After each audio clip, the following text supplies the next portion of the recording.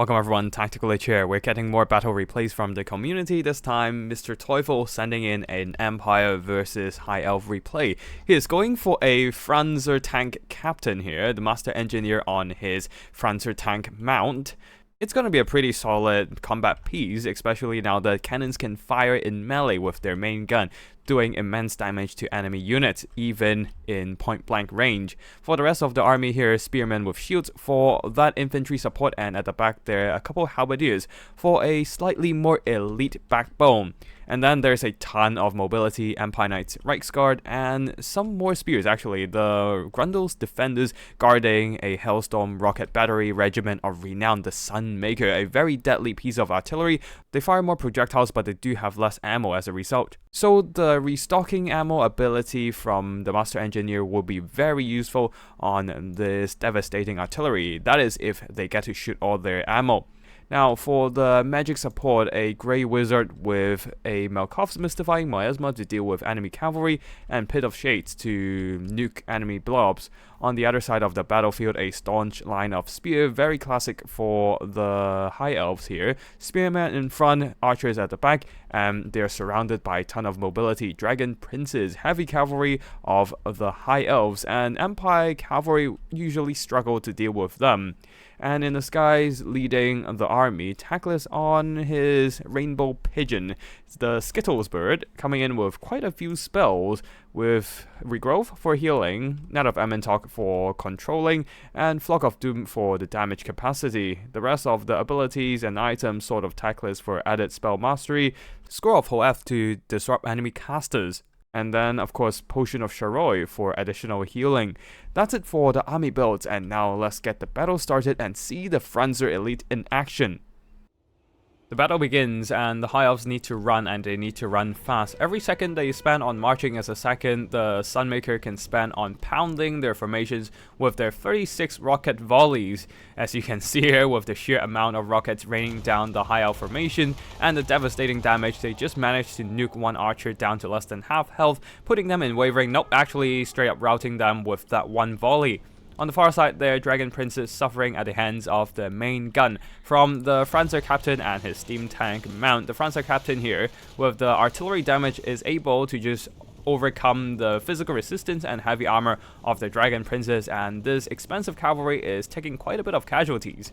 On the other side there, Sunmaker continues to pound at the High Elf formation, spears standing a little too close to the archer, and they're suffering from a few stray rockets down to half health as well. Tackless will be moving up and diving down on the Franzer Captain, trying to disrupt his shooting, though the Franzer Captain can simply move away from the High Elf Lord, while spears are here to screen off Tackless and his Skittles bird. So Tackless will be moving back, not wanting to fight in the middle of the Empire formation without any support.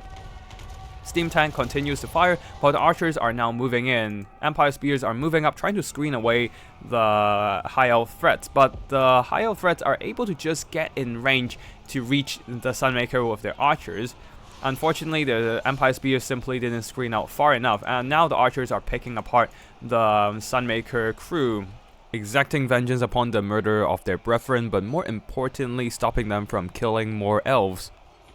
Now, the Dragon Princes managed to catch a unit of Empire Knights by surprise, though they're double teaming the one single Empire Knights, forming a very juicy blob for a Pit of Shades, and they're suffering some devastating damage, while on the other side, they're Tackless jumping in with a bit of Flock of Doom and Regrowth, supporting the Dragon Princes and Silverhelms and Spears to rout off a combination of Reichsguard, Empire Knights, and regular Empire Spears, forcing the Halberdiers to rush up and try to stem this High Elf tide. Reichsguards are regrouping, that's probably just a terror route, and will be circling around trying to deal with the archer at the High Elf back line. Unfortunately for the Empire, the Sunmaker has been dealt with, so the Grundle's defenders with nothing to defend right now will be moving up, just gonna go deal with the incoming High Elf melee threat. On the other side, the Dragon Princes eating a Malkov's Mystifying Miasma, a very good spell against enemy elite cavalry, bypassing their armor and melee stats. Though Tackless is here, dropping a Flock of Doom there, draining away the health of Empire Knights, and Halberdiers routing the Empire Knights away, allowing the Dragon Princes to pursue them down. Though unfortunately, that is not going to save these Dragon Princes from the previous damage from all these Halberdiers, armor piercing, and anti-large damage. The other unit of Dragon Princes is in quite a healthy shape though, running rampant among the Empire formations, though the High Elves don't have much to stop the Franzer Captain from bulldozing through those archers. The Franzer Captain is just running over a bunch of the missile infantry, making them pay for eliminating the expensive Sunmaker. The Franzer main gun is actually firing even in melee combat, though unfortunately it can miss sometimes, but it does make it a little bit more lethal in close quarters combat.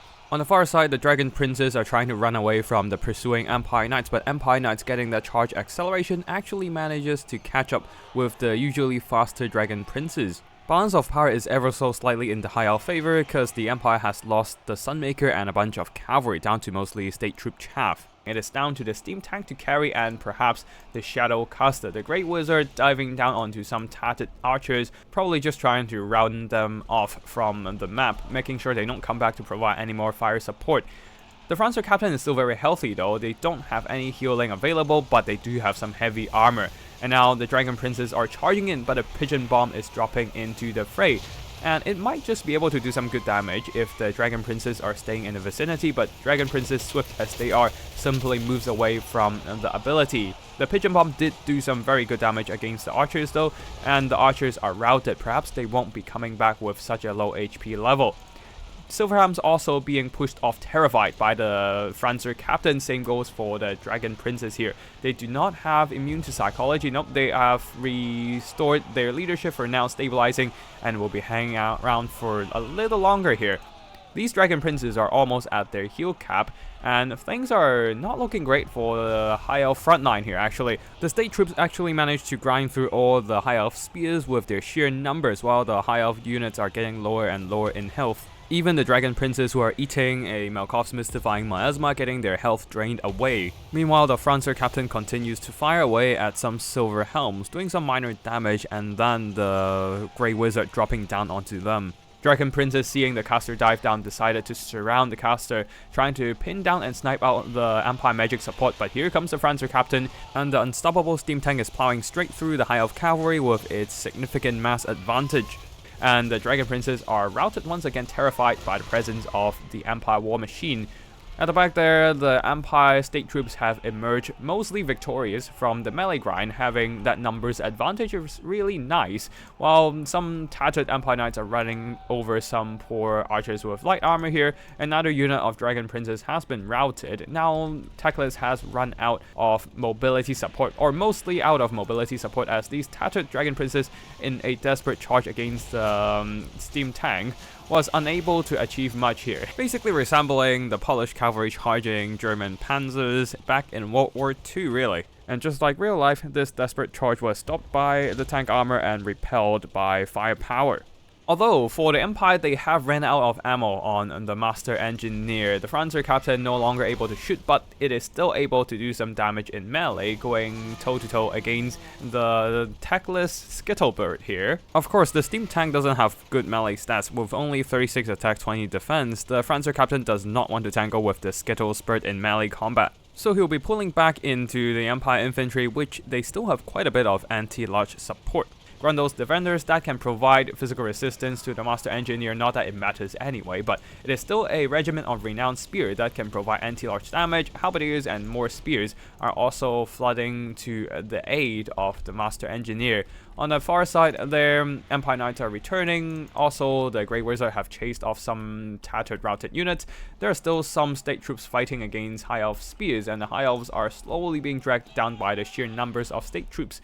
Now over here, Teclis is charging into the Franzer Captain here and trying to slowly hack away at the Master Engineer's HP, but here comes the Grundle's defenders and spears piling on to Teclis, forming a blob, allowing for a nice juicy Flock of Doom to drain away the remaining health of these Empire units. And to keep himself alive, Teclis casts a regrowth on himself, boosted up by the Sword of Teclis spell mastery. He's recovering quite a bit of lost HP right now, but he is also suffering a lot of anti-large damage. The Grundle's defenders are a regiment of renown after all, and they are less prone to getting routed Especially they have immune to psychology, a very nice trait in the late game. Even if their HP and leadership are running low, they are not prone to terror routes at all. Their physical resistance buff doesn't work against the Arcane Phoenix, but they are still great for fighting monsters. A very nice support for the Francer Captain, though the Francer Captain with the low melee stats is still taking a lot of damage from Tactless and his Skittles bird. The Francer Captain also has the ammo restock ability, but he cannot use it on himself. So unfortunately, the Francer Captain is not getting his ammo replenished, so he'll just have to tank it out against Tactless in melee, allowing Grey Wizard and the other Empire troops to surround and beat down Tactless slowly but surely. Of course, Tactless still has that 20% physical resistance on his Skittles bird, so he'll be rather tanky. A spell is cast on Tactless, it's actually Malkov's Mystifying Miasma. Not that it's a great magic against a single entity, but there are no other good targets for the spell anyways. So might as well use up whatever winds of magic onto Tactless, especially ignoring his physical resistance. It's not a lot of damage, but at this kind of late game scenario where Tactless is upholding all that balance of power, every little bit counts. Another Flock of Doom draining the health of the surrounding Halberdiers and Grundle's defenders, not quite able to rout off the Grundle's defenders just yet, and some Tattered Spears are staying out of the ability area, just holding back, possibly trying to recover the vigor and not to be immediately affected by any friendly's routing. But here comes Tactless going after this Tattered unit of spears. Having a monster mount, Tactless scared off the weakened state troops but not the Grundle's defenders as they hold on with their immune to psychology and boosted leadership. The Francer Captain is now on his last leg, having only a sliver of HP left. Tactless really trying to put in that killing blow to eliminate the Empire leadership. But the Francer Captain was just playing merry-go-round with him, and Tactless simply can't land a hit. While all this time was allowing the anti-large state troops to keep dragging down his HP and the Grey Wizard continues to cycle charge. I'm not sure what the Pigeon Bomb just now hit, but either ways, that doesn't matter as the Francer Captain is finally finished off by Tactless, but the Grundle's defenders are still holding. That is such an elite unit of spears for sure. They have managed to earn back almost double their value. I think it's double their value for now. And despite the death of the Francer Captain, Tactless was not able to crush the leadership of the slightly more elite Halberdiers. They actually did enough damage to get 2 chevrons throughout the game, boosting their leadership even more. My god, 2,200 gold worth of damage value. That's 4 times their own cost. They must have done a lot of damage to the Dragon Princess and Tactless even through their healing. Grey Wizard got routed for a bit there but now has returned, and he managed to drop in another Malkov's Mystifying Miasma before getting routed once again, draining the health away from Tactless while the Halberdiers continues to poke down the Skittles bird. Finally, Tactless ran out of HP and leadership and the Halberdiers managed to secure victory. GG to Mr. Teufel and Rider of Rohan for the army performances here. The Sunmaker, in the short lifetime it had before being shot up by the archers, still managed to earn back quite a bit of its value and killed off a ton of high elves. Shadow Wizard with the nice juicy Pit of Shades and all those direct damage from the Malkovs was very effective in dealing with the Dragon Princes. The rest of the Empire army with the cavalry not so much, though the state troops, the Halberdiers, earned back their value, and then this one. 4-5 times of their own value.